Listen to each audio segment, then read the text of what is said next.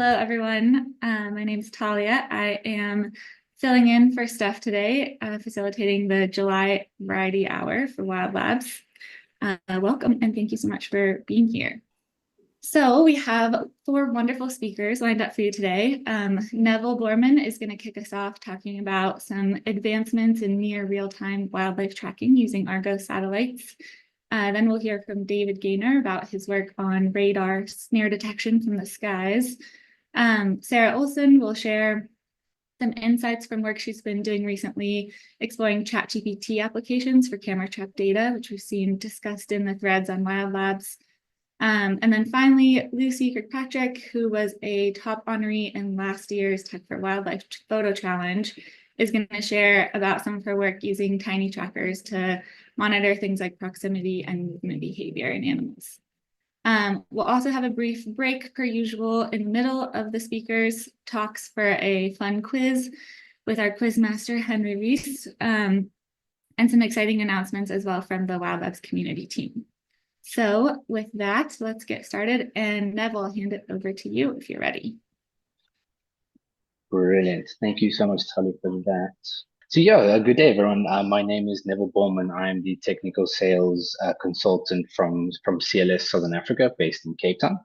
Today, I just want to quickly brief everyone on our near real-time solutions with enhancing the current Argos satellite constellation. So who are we? I know many of the industry do know about Argos, but do they know about our other activities within our global reach? Currently, at the moment, we contribute to all of the sustainability development goals. Our goal is to aid our partners and clients around the world to provide a better environment and a better plan for the future. So we are involved in quite a number of business units. Our core business unit at the moment, environmental monitoring and climate, which is the core focus in Argos. So a little bit about our network. So currently I'm sitting at the little bottom over there of CLS Southern Africa in Cape Town. It's really very chilly today, so I hope the Northern Hemisphere is really loving the temperature up there. But we're in about 30 locations across the world, including about 900 employees. So Argos is global, so we are global as well. When it comes to the business unit, environmental monitoring and climate, many individuals know us just purely for Argos, but we dive into a lot more environmental data. At the moment, we have about over 13,000 animals that we are tracking using Argos. But the idea is to provide as much environmental data as possible to help researchers, to help conservationists, to help the world and the climate. So Argos, what is it? Where's it come from? And where are we going? So Argos was originally created in 1978 for universal connectivity. Over the years, we've connected many more transmitters, and like I said, over 13,000 transmitters are currently being tracked across the globe. We have a processing center that's based in France in Toulouse. We process the data 24/7, 365, so no downtime for any of the data that's being transmitted. So where are we going in the future?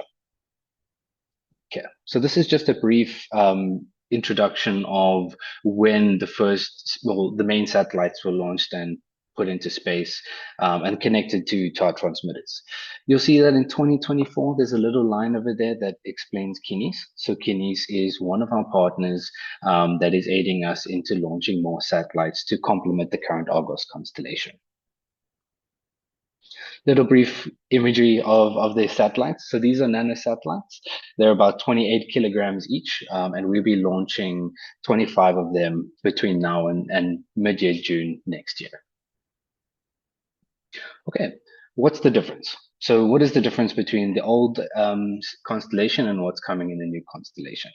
So in the past, currently to date, 9 uplink satellites, before June of this year, 9 uplink satellites and 2 downlink. 9 uplink means you can send the data from wherever the units are to get to the end user.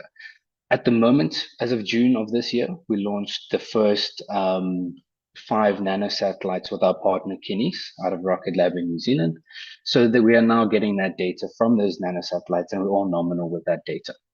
So what is the future? So the future is we're adding 25 nanosatellites to the constellation to provide a near real-time solution. So as many of you may know, at the moment, we do not have a real-time solution, but as of June next year, we should have a near real-time solution. So what does that mean? So you're going to have an average of about one satellite passing every 15 minutes. This is an average, so it can change from satellite pass to satellite pass, but the idea is to provide almost that real-time solution. The daily transfer rate is a lot more, a lot quicker, a lot faster. And we've improved the modulation. So what that means is the transmitters, when you transmit a message via satellite, the amount of power used from the battery of the unit is a lot less. We're looking at almost half of the amount of power. So it's very useful when it comes to the future of tracking. June next year, we're also looking at possibility of two-way communication. So you'll be able to send commands to the units and receive the data, and obviously longer tracking, smaller trackers, etc. Applications. So as many of you may know, we're currently tracking a lot of animals across the world. So the idea is to continue with that, provide the near real-time solution for those trackers, but also to migrate into more environmental aspects. An example, livestock tracking, oceanographic, smart agriculture. The sky is the limit, literally. To give you a brief understanding of where CLS is and where individuals are across the globe.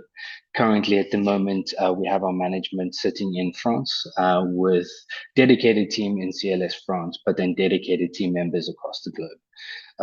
Tom, I see my colleague Thomas in the meeting. He's from Wurzel Group in America, and we have coverage on a global standpoint. So in saying all of this, we have all of the, in saying this, we need to have a backup team. We need to have an understanding of the satellites, understanding of the data, and this leads me to the telemetry units team. This team works to provide the data, to provide connectivity, to connect all of the units. So these are our backup telemetry team. Thank you. That's all from me. Wonderful. Thank you so much, Neville. This is very exciting. Some of you may know we've been running a movement ecology program, including a horizon scan, and a lot of the needs reflected in that work, I think, are reflected in the motivations for this too. And Thomas has been a good kind of conduit to the community, I think, in the past here. So we can see if folks in the chat have more questions for you. But I guess one is just like, what are you most excited about come June to see in terms of immediate impacts in the application space? Sure. I think, we are looking at obviously there's multiple options within the industry and there's multiple options and having a lot of the legacy sort of animal tracking, providing that near real time, I believe, especially for researchers and conservationists, you're able to make decisions much quicker, much faster, and with greater impact.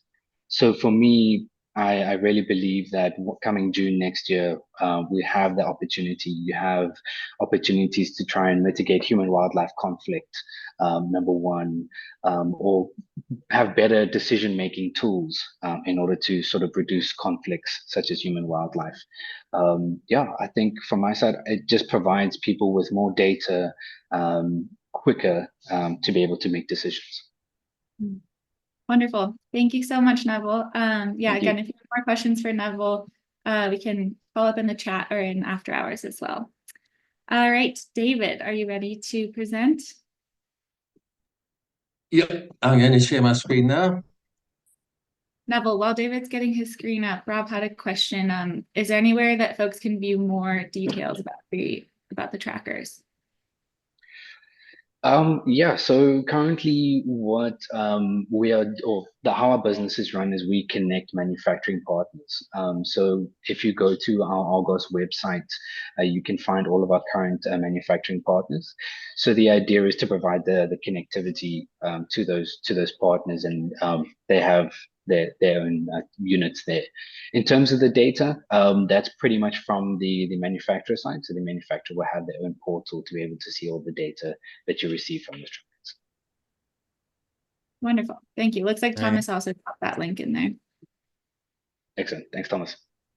Thanks for the opportunity. It's very exciting to speak to sort of like-minded people.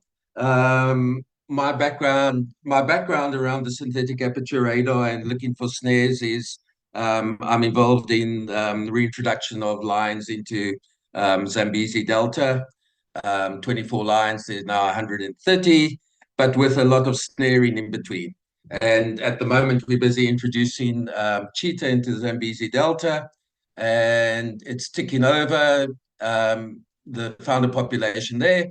But again, we're running into snare problems. So that was my entry into snares, and I came back October 2 years ago, saying, well, I really want to find out whether there's a way to deal with snares. Obviously, snares is one of the largest wildlife challenges in the world. We all know it kills about 30, the most common figures are quantitative figures, sort of about 13 million snares per year are put in Southeast Asian reserves. And in reserves around Africa that I deal with, it's quite common to have like 1,000 snares removed every year from different landscapes, and that's clearly not all the snares.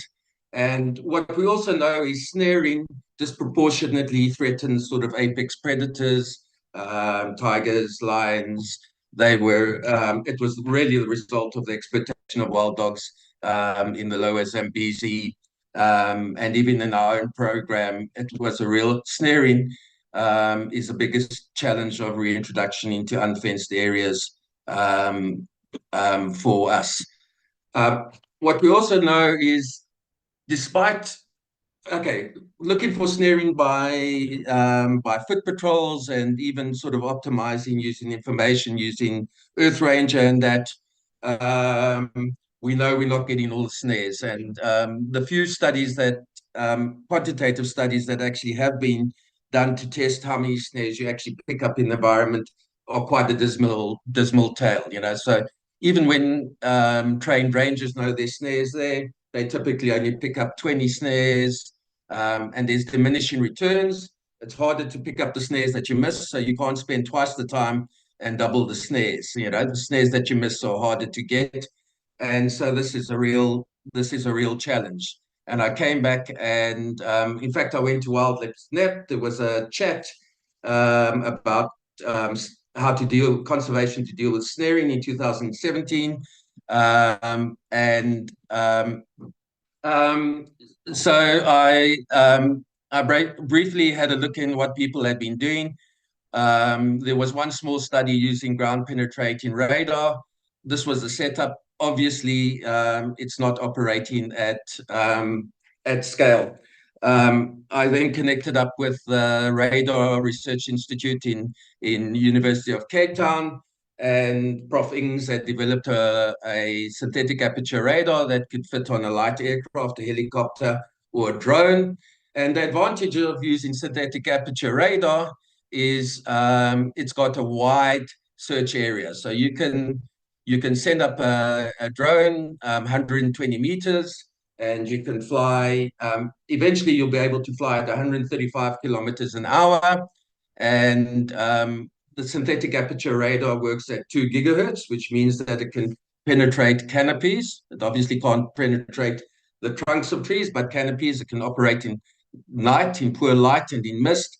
And suddenly you're independent of road infrastructure, and you can cover large areas. And detection of snares using radar gives the option to locate the snares here up with 5 meters, but because we can actually detect it within 2 meters, because actually knowing the position of our drone and knowing the position of the reflection is quite there. So here's just a quick look at our test synthetic aperture radar. It's got a transmitter in 5 milliwatts, sorry. And it's at 2,500 megahertz. And this allows us to actually penetrate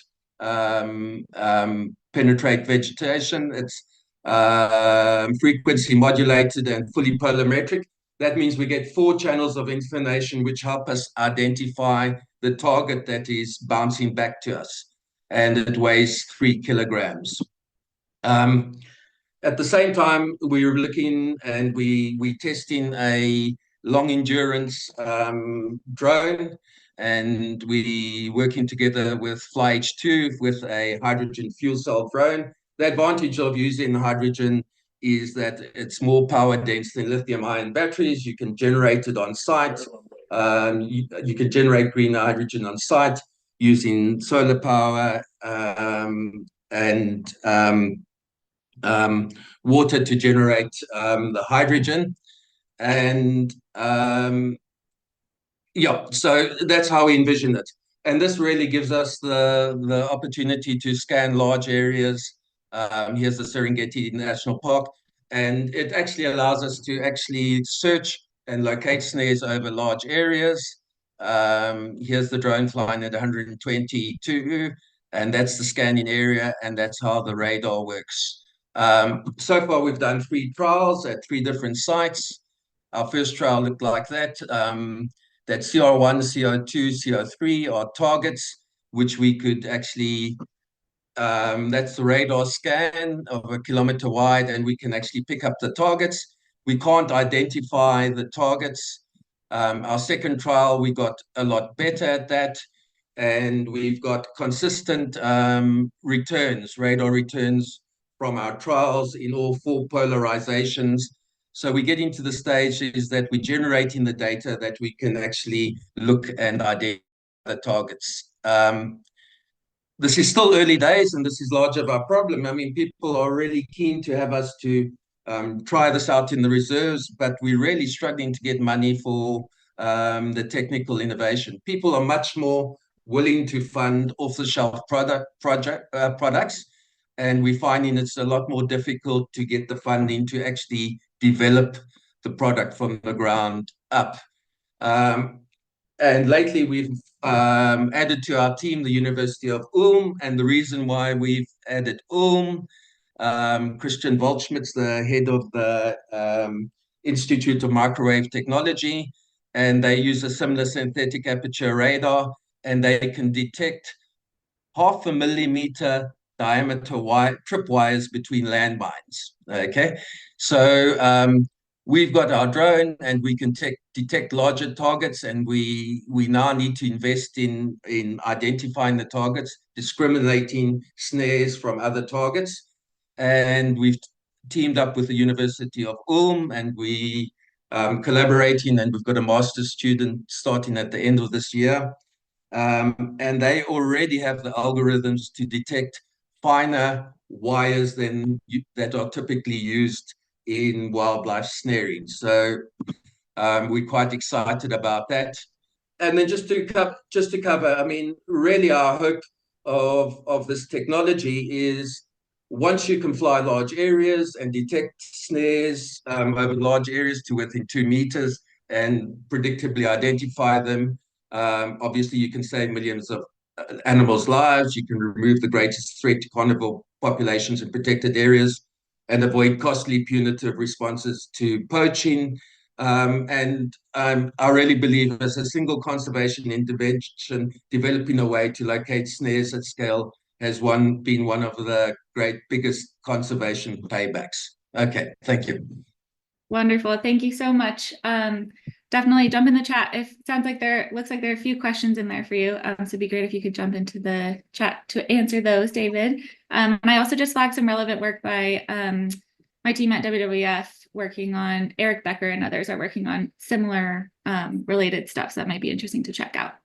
All right. I am now going to pass it over to Sara if you're ready for your talk. Hi everyone, I'm Sara Olsson, and I'll present quickly about a topic that I recently wrote a blog post about. It's about exploring ChatGPT for wildlife monitoring in 2 different ways. So one is to quickly label camera trap data, and also generation of synthetic data set for wildlife. And for myself, I'm a software engineer at Edge Impulse.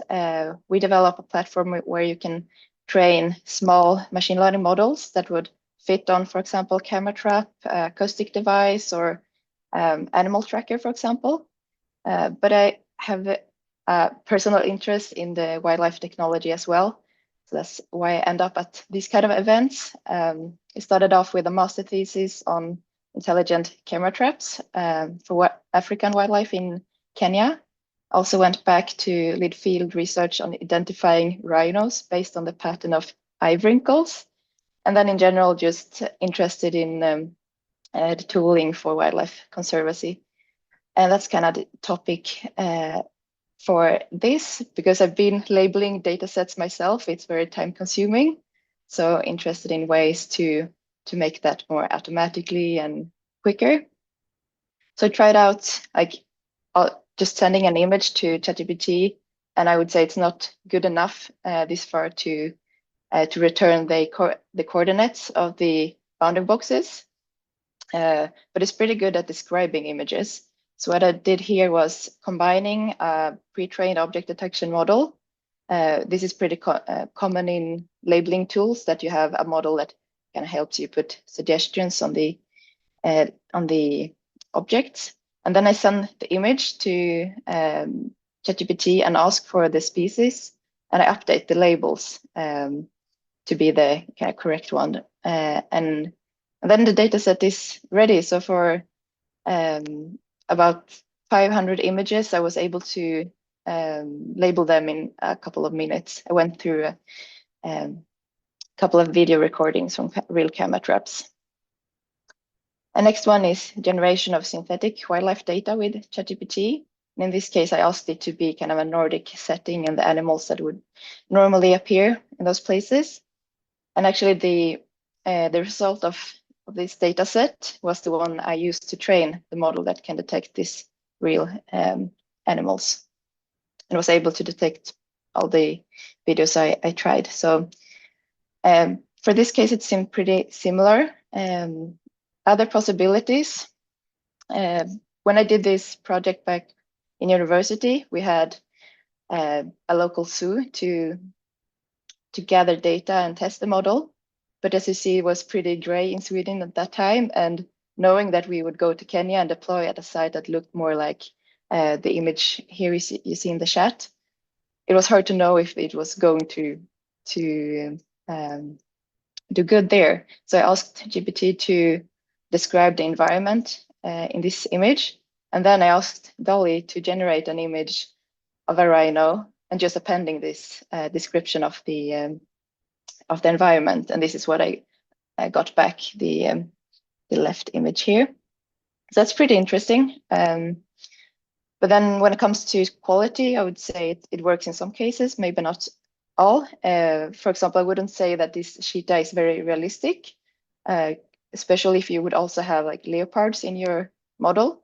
So it's not very good at capturing like fine differences in similar species, but likely good enough for making a model that's classified like animals, vehicles, or humans, or for example, more broader classes like bird, antelope species, or big cat.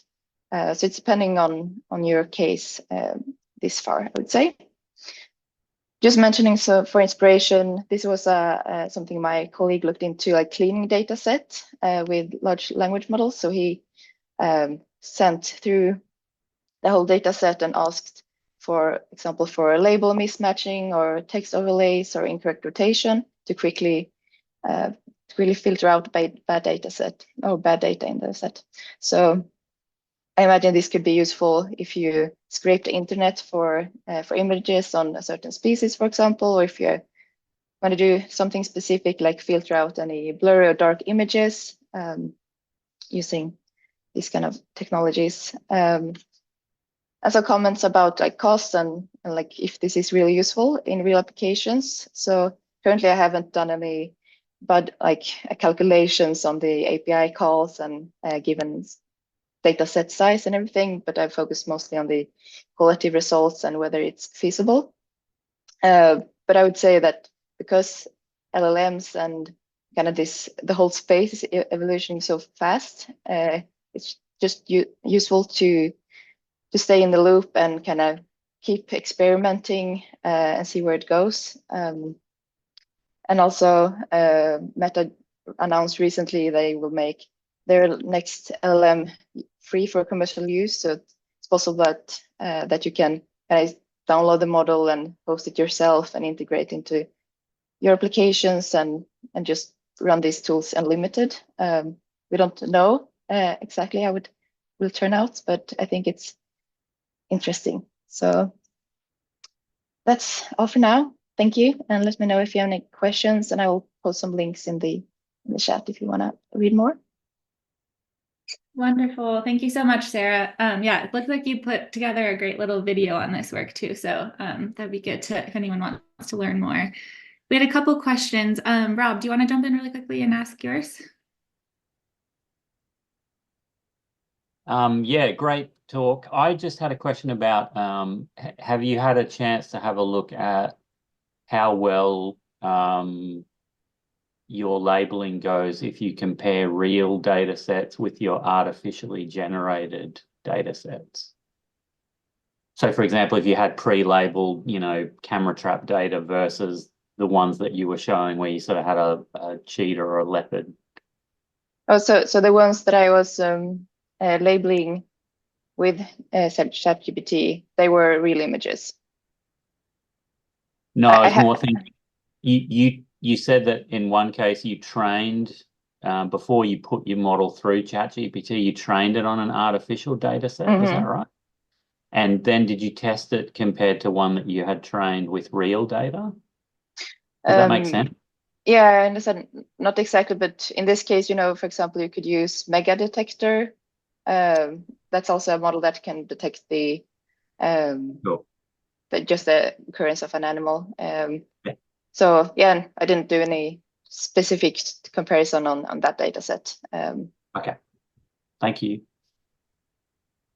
Cool. Thanks, Rob. One question that might be a silly one for the AI nerds already here, but why did you tell ChatGPT to disregard the sky? I think a couple of us were wondering that. I just if I were to generate a couple of hundreds of images, I wouldn't every image to have blue sky because might not have in real life. So okay. Yeah. Cool. Wonderful. Well, thank you so much again for sharing the work. And yeah, it looks like there are a few more questions in the chat too. If you can jump in and answer those, that would be wonderful. Yeah. All right. I will hand it over to Henry for our little mid-event break. Henry, ready? Thank you very much. And thank you to our first speakers. Thank you to Talia. It's just about that time to welcome everyone to our scheduled ad break. And for those who haven't joined us before, this is the time where we share some updates from our program. I think we've just got the one update today, but it's a really exciting one. And most excitingly, we also have our regular quiz as well, so we can look forward to that. But first, I'd like to hand over to Natalie, I believe, who's going to be giving us our first very exciting update. So over to you. Hi everyone, I'm really excited to announce that the 9th annual Tech for Wildlife Photo Challenge begins next week, and it will run from Monday, August 5th to Friday, August 9th. If you don't know, the Tech for Wildlife Photo Challenge is a 5-day celebration of conservation technology, really aimed at bringing together tech users, makers, and enthusiasts from around the world and highlighting the innovative ways tech is being used in conservation. It's also a great way to see how far the sector has come and where it's heading. And over the last 8 years, we've reached 1.5 million people and have had lots of community members discover and connect with collaborators through this challenge. And to participate, all you have to do is post your photos or videos showing how you use technology in conservation work on X, LinkedIn, or Instagram with the hashtag Tech4Wildlife and tag WILDLABS. And this year, we're looking for submissions in 3 categories: photo, video, and photo and video stories. The photo and video story category is basically a more in-depth explanation of the tech you're using with multiple photos and videos and a little bit more text, and you can think of it kind of like an X thread. You can find more information about the challenge, like the Community Choice Awards and the judging panel honorees, in the announcement article on WILDLABS.NET, and you can reach out to me, Alex, or anyone else on the Wild Labs team with any questions. And the photo actually featured on this year's poster is from Lucy Kirkpatrick, who will be giving a talk on recording animal behavior in the smallest creatures in just a few minutes, and we can't wait to see everyone's submissions next week. Amazing. Thank you so much, Natalie. Yes. Alex, sorry, did you have anything to add to that as well? No, I just said yay. I'm excited. And I hope that everybody who's on this call, including our wonderful presenters, submits photos and videos and stories to this year's challenge, because you guys are all doing such great work and the larger community would love to see it. Yeah. Can I just check, Alex, are WildLabs staff able to submit as well? We'll circle back about that. I think Stay we're tuned for welcome to an it, but answer. we won't be winning any awards for it. That's Okay, fair probably the right answer. It is a fairly wrong competition, as we've just demonstrated. Thank you so much, Alex, and thanks, Natalie. Yeah, it's incredibly exciting. It's our annual Tech for Wildlife photo challenge, which is launching very soon. I know you guys are going to be excited about it because I think a whole bunch of people actually on this call have submitted, not just the presenters, have submitted entries in the past, a couple of which are going to be shown in the quiz we're about to run. Because, yeah, hang on, let me go. But yeah, so thank you so much, Natalie. Yeah, I know everyone's going to be excited about the competition this year, but now it is time for possibly the most exciting part of this call, which is, of course, our regular Variety Hour quiz. And of course, every quiz needs a theme. And of course, the theme for this quiz is going to be Tech for Wildlife. So, in celebration of us announcing our current Tech for Wildlife challenge, we are going to be looking at pictures of previous Tech for Wildlife entries, a couple of which, very excitingly, have been taken by people on this call. So you're not allowed to answer, because we're going to be looking at the Tech for Wildlife entries, and you're going to have to tell me what is in the pictures. But there is a catch. There's always a catch. The images are going to be blurred beyond all recognition. So hopefully that will be really hard to tell what's in them. But we're going to be having a race in the chat. So I'm going to be showing you a picture, and then you're going to have to type down in the chat what you think it is. There's going to be a piece of tech in each of the photos, and there's also going to be a species of some kind as well. You don't have to get both, but you just have to get one of them to get a point. And then there's going to be five questions. So count up all your points, easy as that, and you can write down how many points you got in the at the end of the quiz. But as usual, you know how these things go. As I'm showing the pictures, just write down all your answers in the chat, and then we can sort of look through them. Talia's going to be looking through them as well. Robin is so keen. This is great. We're ready to go. Let's kick Ready it to go? off. All right. Let's get going then. I think we've got a noise as well. Excellent. Wait, did you guys hear that? Okay, Yeah. brilliant. Question 1. Ooh. What species or Okay, we're piece getting lion's collar, trap. lion, hyena, collar, Alex, you are trap. cheating. WildLabs team is Dan not says dog. and Alex also says, am I allowed to contribute? The answer is no. Wild dogs, wild dog, lion with collar. wild dogs. Okay. Dingo. We've had a lot of answers now, so in the interest of Dingo time, from Rob. beautiful unblurring magic here. And Giraffe. yes, as some of you guessed, it is lions.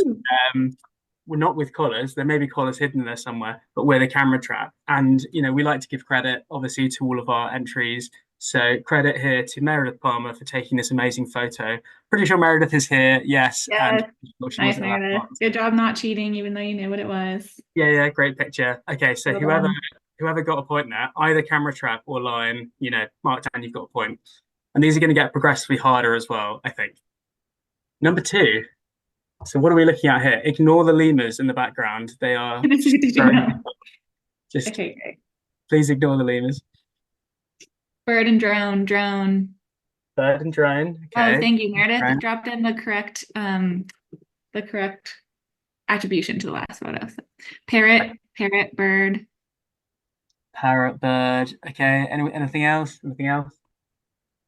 Cockapoo, parakeet, parrot, bird. Okay, wow. I feel like people have kind of seen these before. Okay. Basically, everyone's got the right answer, so I'm just going to reveal. Yes, it was in fact a drone and also a kakapo. So whoever got kakapo either knew what this picture was or is a genius and is just amazing at looking at blurred birds, which is a very strange skill. But most people putting it on my resume. With the power of the lemurs, you got the right answer, of course. Okay, well done. Okay, everyone who got bird or drone, I'm accepting bird. Okay, so that's 2 points. Okay, credit to Dr. Andrew Digby for taking this amazing photo and submitting it. Thank you very much. Okay, this one's very difficult. What is going on in this photo? We've got crickets so far. Green, Oblivion. Just kidding. I know this one's really hard, so that was just like, okay, now it's slightly less blurred. Flowers. Okay, it's now slightly less blurred. Giraffe. Zebra, bear. These are all over the place, team. Okay, Bison, maybe this one is a bit too hard. some kind of primate on the right. There is Gorilla. something on the right, and I'm going to give you a hint. Monkey. It's a mammal. It is a mammal. Is it bear ID? Carly says, very specific. Is it bear ID? Is it bear ID? Transmitting tag thing. The answer is, of course, bear ID. How did you guys not guess that? Harley, the WildLabs superstar. WildLabs superstar. Oh yeah, we got a bear over here on the right, and we have AI camera trap tech detecting where its face is. That's very cool. And thank you to Bear ID for submitting this amazing, cool photo. And well done for those of you who got it right. It was not a giraffe. I'm sorry. Okay. Number 4. I'm just going to go ahead and say this one is actually. I'm going to say, can you guys get it? This picture in its most blurry form. You got to really get close to the screen. Turtles. We've got turtles. Given the first guess is turtles, I'm going to make and fish. I'm going to make it slightly easier. How about now? Look at something in the savannah. Vulture, roadrunner, gecko. You got to look real close. Dinosaur, Shirley, kangaroo, panther. Wow, have we ever had this different of guesses for pictures? Yeah, maybe it's just I know what the answer is that I'm like, okay, that's Little not alien. kangaroos, not iguana. Okay, I think we're struggling on this one. I think someone got close. Can you give us a hint, maybe? Okay, I'm going to give you a hint. It's something with there's a tail on the left and the head is on the right and it's kind of stretched out. Cheetah? Not cheetah. Not a lace moth. Yes, we got the right answer finally. It is a leopard. Yay! Leopard squeezing under a fence. I'm pretty sure that is a leopard. Well done, Alex. Well done. Who else got leopard? Who else got leopard?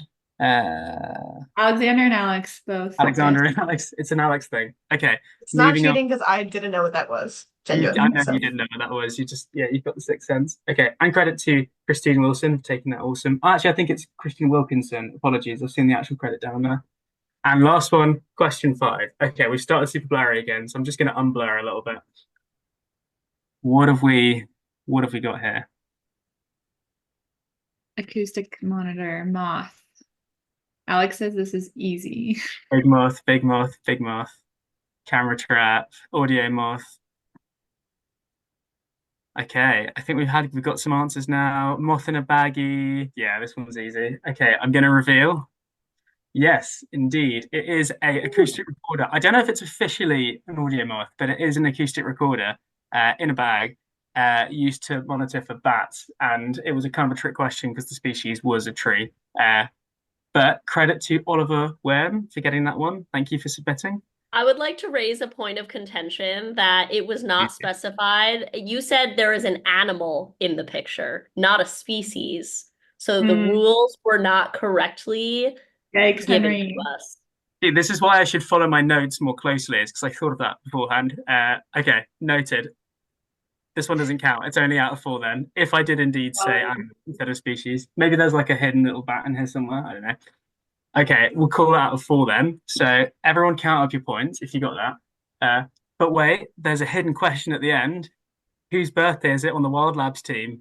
And I want some guesses from the WildLabs team in the chat because no one else is going to get this. Well, we all know whose birthday it is.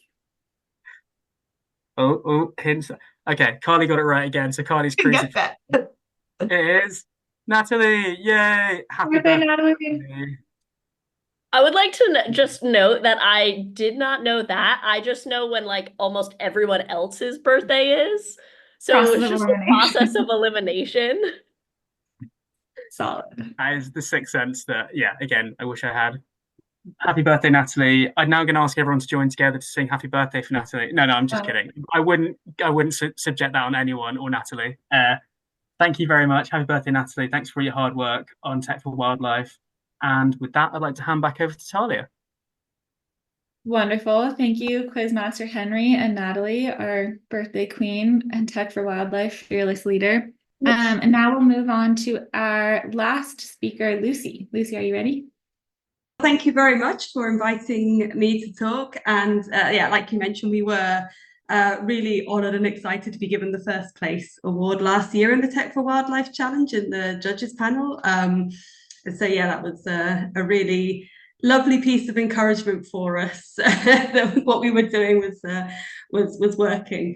And so I'm going to talk about some of the tech that we've been developing, which is looking at recording proximity and movement behavior, but really focused on the smallest animals, or at least that was where we started, but we've ended up with much wider applications than we imagined. So first, a little bit of a background. We are predominantly, it's myself and Ivan here as well. I am a disease ecologist based at Bangor University in North Wales, with a really strong interest in understanding animal movement and behaviour and what that means for things like disease transmission and zoonotic spillover. And Ivan is an embedded systems engineer with an interest in low power solutions. He was based at the University of Antwerp, where we both were originally. We started developing the loggers in 2018. We got a grant to help us along the way in 2020, but obviously global events meant that there was some issues there with some of the work that we were doing. And we actually managed to launch a spin-off in 2022 with the loggers. So Ivan now works full-time for the loggers so that we can actually continue the development that we're doing. So really why we started doing this was because, as I'm sure most people are very, very aware, studying wild or captive animals can be really challenging. It can be very expensive. It can be extremely labor intensive, both in getting the data, but then trying to analyze it afterwards. It can be really disturbing for the animals in the process. It can end up being quite limited in spatial or temporal resolution. And these factors make it particularly challenging for the smallest animals. Plus just finding anything you can put on a small animals can be, is challenging. And so we really looked to see whether or not technology could provide a solution for this. And we came up with these little devices, which we called ProxLogs very originally at the time. This was actually initially Ivan's master's project when he first started working on this. And it was basically designed for this little mouse here, Maximus natalensis, with the idea that we wanted to look at contact behavior and disease transmission in these mice. So a big overview of the system. It's a Bluetooth-based system, so we use Bluetooth Low Energy to record the proximities. We have the kind of hardware parts of the system, which I'll go into a little bit more detail, but it consists of our tiny loggers, what we call stationary loggers, and a gateway. Everything is controlled through a mobile phone app, and then that gives you raw data that you can do various things with. So to dive into a little bit more detail in the mobile loggers themselves, just against this micro SD card for scale, so you can see that they are really small. The smallest ones weigh just under a gram. And they're very customizable. So you can completely customize the scheduling. And with that, that means that you can get battery life of sort of between about 4 or 5 days all the way up to 12 weeks, depending on how you customize the scheduling. The contacts are recorded based on the signal strength, and the signal strength is what's actually recorded. And you can boost the loggers if you want to extend the range of them, but that of course has a cost on the battery life. I would say the mobile loggers, they are really tiny, and they kind of have a limit of about 3 meters, like logger to logger, when you're looking at the range, unless you boost that range. So they really are about recording proximity data.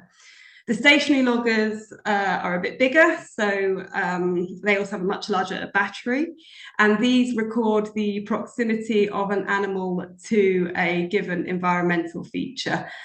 These can be placed in a grid to assess movement as well. So you can look at where animals are moving, but you can also place these on larger animals and use them as mobile loggers. And these operate for months, depending on how you set them. And they have a much longer range. So you're looking at maybe sort of 15 meters or more. And then finally, we have a gateway which downloads the data from the loggers. It keeps all the loggers in sync by synchronizing the clock. It monitors the loggers and records the battery status, and even just records if it hears a logger. So you can decide at what point you want to download the data based on how many logs are recorded on the logger. But even if there's no logs, you still get a record of that data. And then the data is stored locally on an SD card, but we are working on an online database at the moment. So this is how, this is the mobile phone apps. This is kind of what it looks like. We have a kind of landing screen that gives you lots of information about the loggers that you can see. So it will, depending on the firmware that you're working with. It will tell you about the battery life. It will tell you about what the amount of data that's held on the loggers, whether they're scanning or whether they're advertising only. So that's if they're able to record other logs or if they're just sending out their own ID into the environment. Through that, so then you can select on one of the loggers, and this is how you basically configure them. And so you can do this at any point, even if the logger is on an animal. If you can connect with it, you can configure it, and there you can control various parameters, like whether or not you want to scan to record the contacts, whether you want to hide that logger for some reason, say if you don't want other loggers to be able to record it. You can set a hibernation mode, so your loggers are only active when your animals are active, and you can boost the range. You can also interrogate the data on the logger, so you can download the data and have a look at it through the app, but yeah, it's not the easiest way of doing it, so we would always advise having a gateway. So this is what the data looks like. We basically just get the raw data off the loggers and then say, like, it's kind of up to you for how you want to use it, but you can use it in lots of different ways. So this plot here is just from an experiment where we've been looking at the interactions between ewes and their lambs, and we're looking at their associations. And so here is just taking the raw data and putting it into a heat map, so that where the color is darker red, that kind of insinuates more time spent together by that pairing. You can also use it to make these kind of social networks. And this is really nice because, again, this is from the sheep lamb data.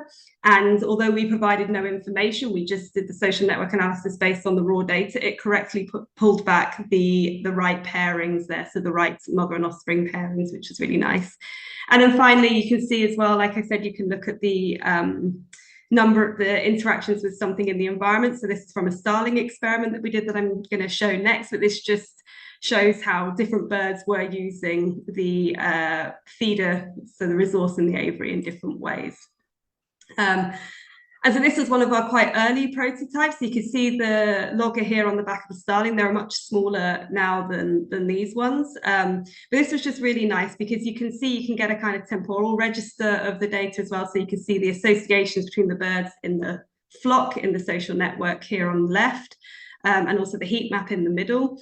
But what we found is that it was really difficult to try and verify the loggers, because when we tried to go and observe the birds, they really didn't like humans being there. So it was really hard to know that which birds were actually contacting each other when we were trying to confirm that our loggers were working. Then we put the camera traps up, but actually most of the interesting behavior was happening after dark, or it happened so quickly we couldn't actually tell which individuals were involved. So we were able to sort of trace that back through using the loggers, but it was a really nice verification of the extra information that you can get from using the loggers. Like I said, we are a Bluetooth-based system, so we don't really have any limits on where the loggers can be used. So this is a map of different places where the loggers are being deployed by various studies at the moment. And yeah, like I said, like they started off for our little mouse down here in Tanzania at the bottom, but now they're being used on a really wide range of species and a really wide range of studies for things I would never have imagined. So it's been really exciting to see that happen.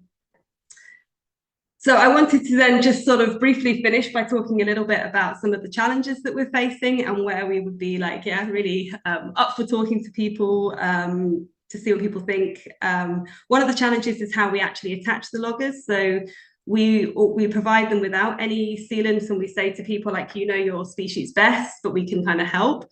But these loggers are really delicate. They are really easily damaged by humidity. This is one of my sheep here, well, a lamb with the logger, and it was sealed in plasti dip with silica beads inside heat shrink, and I still must not have done it enough because the logger failed due to humidity. So that's one of the real challenges we're facing, is how you can securely protect them without making them too heavy for using on the species we actually want to use them in. The other challenge that we are sort of thinking about now is how we actually get the most out of the data that we have collected. Because when we started this, we really had a very specific use case and kind of knew what I wanted with the data. But now we're realizing just how much data we get from it. And it would be really nice to think about how we can leverage a lot more information from that. So again, coming back to this sheep study, the ewe is logging the other loggers around her. So she's got a logger on a collar. She's logging every 10 seconds. The lambs are advertising only. So it's a very very quick log rates. And what we see is in the flock of sheep that we had, the 11 sheep that we had, that was like nearly 600,000 lines of data that we started with. If we just look at one sheep, she was 40,000 lines of data, of which 30,000 were her own lambs. So, okay, we've got kind of a good amount of data to work with. But then it's kind of like, well, how can you get the best out of that data, and what does it mean? Because we're interested in trying to identify the close contacts, but Bluetooth is a really, really noisy signal. And so how do you try and get that signal out of the noise? And, one of the things you can do, like, is maybe you just say, okay, there's a cutoff, and anything over -60 we assume is a really close contact. But then and we say -60 because of kind of tests that we've done in the field, where we see that there's quite consistently, there is close contacts if you're at, say, -60. But why not -61, for example? It just seems, sometimes I wonder, like, well, is this really the best way to think about the data? So then the other thing we've been looking at is starting to play around a bit with smoothing windows. But again, here the question is like, well, what's the best smoothing window? Are there better algorithms we could use? Are there better approaches that we could use? And yeah, like what's the meaning? And of course, all of these things will be really related to your question and kind of your study species as well, like what you want to know and what's meaningful for your question. But I think it would be really nice to try and get a bit more detail out of the data that we've got. So if you would like more information, you can visit our website. I'm also always very happy to talk about it and some of the other kind of things that we are trying to do. And I would also just like to flag up Tim Wild's lab at the Max Planck Institute as well, because they are developing some extremely cool tiny loggers that also do some quite fun things. So thank you. Amazing. Thank you so much, Lucy. I think the whole WildLabs team was really excited to hear this specifically after seeing so many cool images from your work. So very exciting to hear. I also dropped in the link to the prox logs on the inventory on WildLabs, where people can kind of leave reviews and find out more and stuff too. So it seems that we have a few questions in the chat. Brett, did you want to jump in with your question quickly? Sure. Yeah, I just wanted to ask if you had any kind of information or background on how you guys went about handling like BLE licensing fees, or if there's like a pre-certified module you were able to use or something. Yeah, so we are currently in the process of doing that. So we are using a pre-certified module, and I'm not the best person to ask. The engineer would be, our engineer would be the best person to ask, because it's only very recently that we've got to a point where I think we are no longer in a prototype, because at the we are basically on, I think, what I hope will be our final iteration of figuring out exactly how to get the charging to work, because that's been one of the trickiest things, to get the recharging on such a tiny device to work. If we have managed to crack that in our latest round, then yeah, we can push forward with getting all of that done, which would be really, really good. Great, thank you, and thanks, Brett. It was great to hear about some of the challenges. I think that's always really helpful context for folks working on similar things. You also mentioned that you're working on an online database. What are some of the other kind of next steps or challenges on your way? So we've actually been working, I was really excited to see Sara here from the Edge Impulse platform, because we have been playing around with Edge Impulse quite a lot, actually thinking about, so we've had some master students doing some work looking at developing accelerometer and inertial-based models for welfare detection in certain species, with the link to, because we're interested in what it means when you are changing a landscape and how that changes an animal's behavior and what that then links into disease. But we're also really trying to push forward looking at acoustic detections as well. So yeah, how we can use this kind of edge impulse approach to create better or create useful monitors for ecosystem health, but with a kind of focusing on the species that we might be interested in for disease spillover effects. Super exciting. All right. Well, thank you so much, Lucy. Again, we're happy to connect folks. If you'd like to learn more, chat with Lucy more, let us know. We can help that happen. All right, we are pretty much at time. We just want to say a huge thank you to all of our wonderful speakers today, Neville, David, Sarah, and Lucy. We learned a lot, and it was wonderful to hear about your work. I know these are just giving little tastes. You don't have much time to share, but you all did a wonderful job explaining what you're doing, and I think getting folks interested. Again, yeah, let us know if we can help with any follow-up, and we hope you are all going to jump in and share your awesome work in the Tech for Wildlife Challenge next week. For those of you who want to stick around, we're also going to be hanging out for after hours per usual after we stop the recording, but no pressure to stay if you have to run. So thank you so much, everyone, for joining today, and we'll see you next month.